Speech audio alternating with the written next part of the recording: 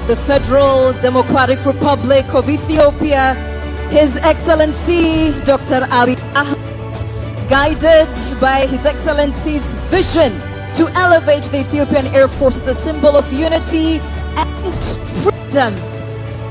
የኢትዮጵያን ህልውና በማጽናትና ሰራዊታችንን በጦር በዘመን ከላዊነት እስከ መከላከያ ሰራዊታችን ግርማ ክቡር ጠቅላይ ሚኒስትርና የጦር ኃይሎች ጠቅላይ አዛዥ መሪነት አየር ኃይላችን የማይደፈር የሰማይ ላይ ሆኖ ሰማዩ የኛ ነው ይላል።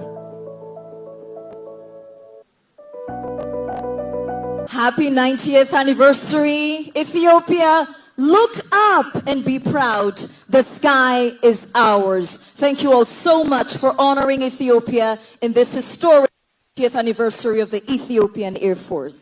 9 ዓመት በሰማይ ላይ ጀግና ኢትዮጵያ አየር ኃይል የነጻነትና የአንድነት ምልክት